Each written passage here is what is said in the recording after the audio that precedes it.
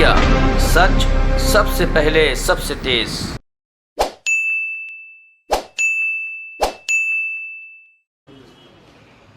मैं आज आपके सामने दो राज्यों की एक्साइज पॉलिसी के बारे में कुछ तथ्य रखना चाहता हूं। एक है गुजरात की शराब नीति, गुजरात की एक्साइज पॉलिसी, जिसमें उन्होंने शराबबंदी की हुई है।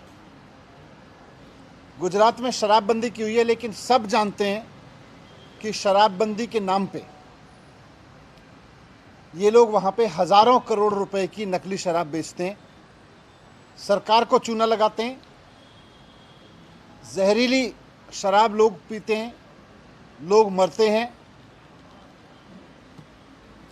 खुलेआम सारे मीडिया में भी, अभी तो पिछले जब से ये हुश ट्रेजेडी हुई है लेटेस्ट वाली, सारे मीडिया में कई खबरें इस तरह की आई हैं जहां अलग अलग कोने में गुजरात के ये देखा गया कि किस तरह से इनके घरों में शराब बन रही है, इनके घरों में शराब बिक रही है, किस तरह से पूरे गुजरात में अलग अलग हिस्सों में किस तरह से खुलेआम शराब बिक रही है। ये आप सब लोगों ने दिखाया।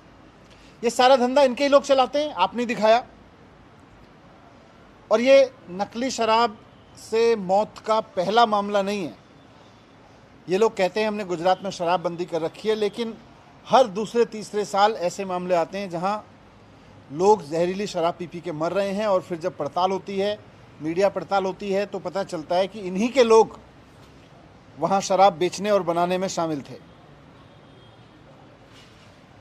जहरीली शराब पी पी के लोगों की जान जा रही है, लेकिन जहरीली शराब बेचने का, नकली गैरकानूनी तरीके से शराब बेचने का इनका धंधा दिन दूनी रात चौगनी तरक्की कर रहा है।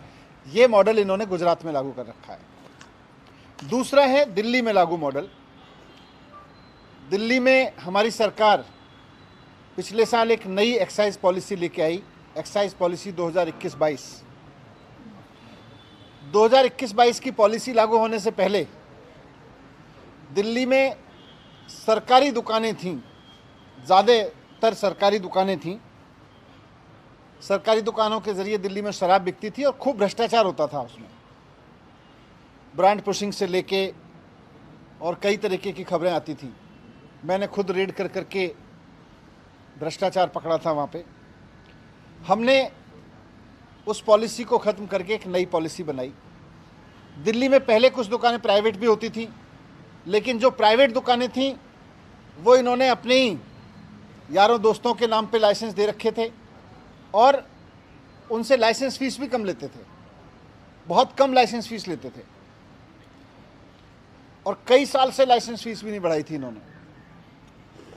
तो ये सिस्टम ख़त्म करके ज़्यादातर सरकारी दुकानों का, जिनमें खूब भ्रष्टाचार था, और इनके नेताओं, रिश्तेदारों, इन सब की ड्राइवर और मेड के नाम पे चलती दुकानों को, इन सबको, सारे सिस्टम को बंद करके हमने नई पॉलिसी लगाई और बहुत पारदर्शी तरीके से हमने यहाँ पर शराब की दुकानों की नीलामी की। पहले, यहाँ आपकी जानकारी के लिए मैं बता दूँ कि पहले दिल्ली में 850 दुकानें होती थीं। नई पॉलिसी में हमने तय किया कि जितनी दुकानें पहले होती थीं उससे एक भी दुकान फालतू नहीं खोली जाएगी, वही 850 दुकानें रहेंगी। पहले इन दुकानों से सरकार को करीब 6000 करोड़ रुपए का रेवेन्यू मिलता था शराब पॉलिसी में।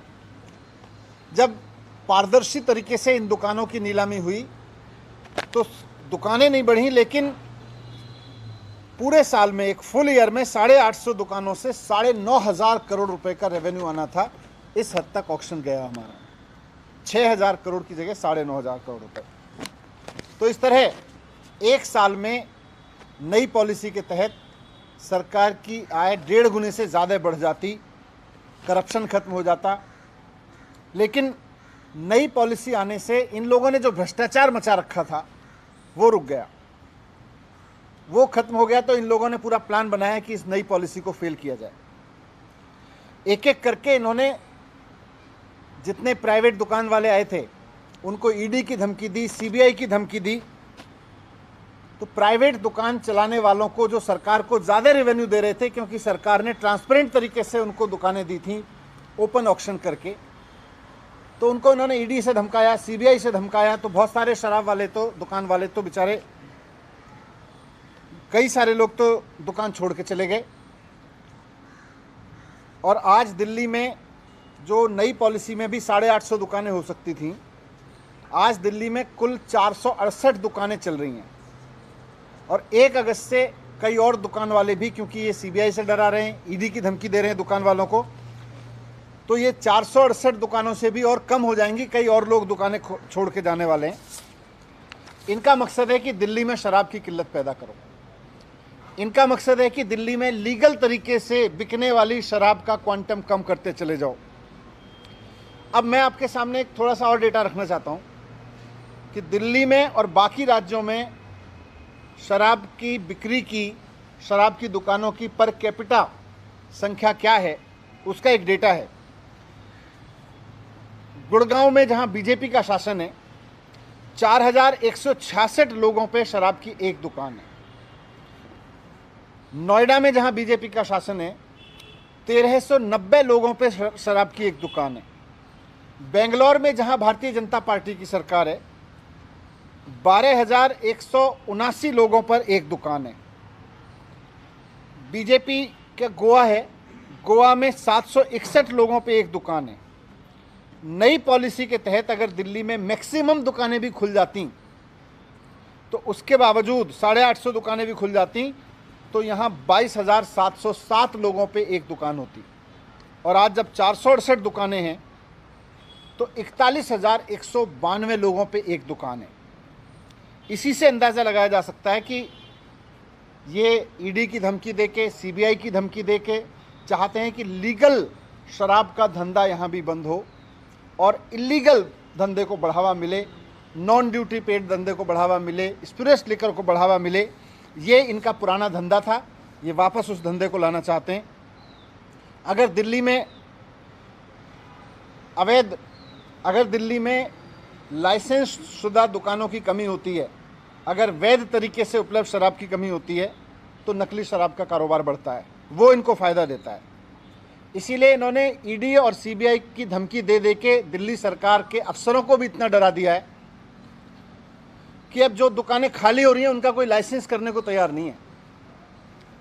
दुकानें जैसा मैंने बोला बहुत सारी खाली हुई, अरबी और भी होंगी, लेकिन इन्होंने ईडी और सीबीआई की धमकी दे दे के अफसरों को इतना डरा दिया है कि अब कोई जो दुकानें खाली हो रही हैं उनका ठेका देने को, उनका ऑक्शन करने को, उनका टेंडर करने को तैयार नहीं है, उनकी नीलामी करने को तैयार नहीं है। और जो एग्जिस्टिंग पॉलिसी है, जो 2021-22 की पॉलिसी है, वो 31 जुलाई को अब ख़त्म हो रही है। डर के मारे कोई ऑफिसर इस पॉलिसी को भी आगे बढ़ाने को तैयार नहीं है। इन्होंने पूरी सीबीआई की धमकी दे रखी है, सबको ईडी की धमकी दे रखी है। तो कुल मिला के इन्होंने दुकान वालों को डरा के और अफसरों को डरा के दिल्ली में ऐसे हालात बनाने की कोशिश की है जिससे 1 अगस्त से दिल्ली में एक्साइज ड्यूटी देने वाली दुकानें कम से कम होती चली जाएं और इससे इनका अवैध शराब का धंधा फिर से यहाँ पे फलने फूलने लगे। क्योंकि 1 अगस्त के बाद अगर सरकार निर्णय नहीं लेगी तो कोई पॉलिसी हो, यहाँ पे कोई पॉलिसी नहीं होगी, ये लोग चाहते थे। और अगर दिल्ली में वैध शराब की जानबूझ के कमी कर दी गई तो इसके बाद ये लोग गुजरात की तरीके से यहाँ भी धड़ल्ले से नकली शराब बेचना चाहते हैं। दिल्ली में भी फिर हमें बहुत दुख है, लेकिन दिल्ली में भी अगर ऐसा होता है तो नकली शराब बिकती है तो कोई बड़ी चीज़ नहीं है। जैसे जहाँ जहाँ नकली शराब बिकती है वहाँ फिर जहरीली शराब पी के लोगों की मौत होती है, हुश ट्रेजेडी होती है। दिल्ली में भी होने लगेगी, लेकिन हम ये नहीं चाहते और ना हम ऐसा होने देंगे। इसलिए हमने तय किया कि फ़िलहाल जो नई पॉलिसी है उसको बंद करके सरकारी दुकानें खोलने के आदेश हमने दिए हैं। क्योंकि इन्होंने दुकानदारों को डरा रखा है, इन्होंने अफसरों को डरा रखा है। इसलिए नई पॉलिसी बंद करके सरकारी दुकानों के ज़रिए अब लीगल लिकर सेल करने का हमने ऑर्डर दिया है, ताकि दिल्ली में कोई इलीगल शराब ना बेच पाए, ताकि दिल्ली में कोई स्पिरिट्स शराब ना बेच पाए। और चीफ सेक्रेटरी को मैंने ऑर्डर किए हैं कि किसी भी कीमत पर वो ये सुनिश्चित करें कि सरकारी दुकानों के ज़रिए करप्शन ना हो और किसी तरह की इलीगल मार्केट शराब की दिल्ली में ना खड़ी हो।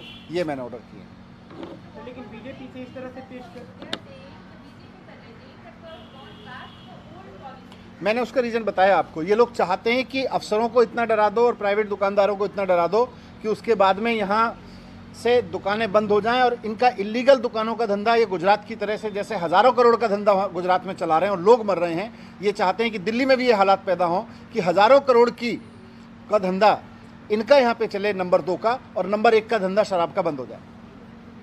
सर, तो क्या अब चेंजेस होंगे जब 1 तारीख से पुरानी लिकर पॉलिसी होगी, तो कितने शॉप्स होंगे, जो डिस्काउंट रेजीम चल रहा था, टैक्सेशन रेजीम, और जो ड्राई डेज थे, क्या वो सब भी रिवर्स होगा? हमने 2015 के बाद से ऑर्डर किया हुआ था कि दिल्ली में कोई नई शराब की दुकान नहीं बढ़ेगी, तो हमने 2015 से के बाद से दिल्ली में कोई नई शराब की दुकान नहीं बढ़ी। पुरानी पॉलिसी में जितनी दुकान थी उससे ज़्यादा नई में भी खोलने की ज़रूरत नहीं पड़ेगी। नहीं, मैंने अभी गवर्नमेंट शॉप्स खोलने के लिए ऑर्डर दिए हैं। सर, दिल्ली में क्या इससे जो ट्रांजिशन पीरियड चलेगा, शराब की कमी तो नहीं हो पाएगी, जिससे कि घटनाएं? नहीं, मैंने चीफ सेक्रेटरी को ऑर्डर दिए हैं कि ट्रांजिशन पीरियड में किसी तरह का कोई कैओस ना हो। नहीं, अभी मैंने गवर्नमेंट के दिए। Only government shops. Let the department open. It won't exceed 850. That we have made sure. But Also, these shops, the government shops, they were closed down. Now they have been asked to submit details of the shops, how much of the shops are still there. So it's going to take at least a couple of days for this to come in order. तो ये इसीलिए तो इनकी साजिश expose कर रहा हूँ मैं। कितने दिन का हमें मतलब वो गैप रहेगा for it to become functional now? तो department will do as fast as possible. Sir, नई पॉलिसी में जो अलग समान रूप से दुकानें खुली थी, जैसे पहले था कि एक वार्ड में 3 दुकानें, किसी वार्ड में नहीं है, तो नहीं, अब तो वो पॉलिसी तो अभी होल्ड पे हो गई ना। सर, ड्राई डेज और बाकी जो चेंजेस थे, जो क्या उम्र में बदलाव था वो सब आपके सामने आ जाएगा जब मैं हम तो टिके हैं, लेकिन बीजेपी ने ईडी और सीबीआई की धमकी दे दे के जिस तरह से अफसरों को डरा दिया है कि वो अब इस पॉलिसी को आगे बढ़ाने को तैयार नहीं है। जो दुकान खोल के छोड़ के चले गए वो उनके ठेके देने को, नीलामी देने को तैयार नहीं है। प्राइवेट दुकानों को ये धमका रहे हैं कि छोड़ के चले जाओ, नहीं तो ईडी और सीबीआई में उठा के जेल भेज देंगे। तो वैसे में सरकार की जिम्मेदारी ये है कि यहाँ किसी तरह का कैओस ना हो। सर, एक अलग सवाल, लोकायुक्त में शिकायत मैंने खूब स्कूल बनवाए दिल्ली में, दिल्ली सरकार ने, और कितने शानदार स्कूल बने हैं वो आप भी देख रहे हैं। हमारा काम है स्कूल बनवाना, हमारा धर्म है स्कूल बनवाना, बच्चों को पढ़ाना, वो हम निभा रहे हैं। बीजेपी का फ़र्ज़ है, बीजेपी का धर्म अपना उन्होंने चुना है कि हम इस तरह की हरकतें करें, वो करते रहें। पहले भी इन्होंने खूब जांच कराई थी, इन्होंने स्कूल के मामले में भी जांच कराई, कई और एमएलएज़ की जांच कराई। सत्येंद्र जैन की जांच में भी कल आपने देखा कि किस तरह से ईडी को सुनाया कोर्ट ने। तो उन सब में आप देख लो, कुछ भी नहीं निकलेगा, सारी चीज़ें क्लीन निकलेंगी।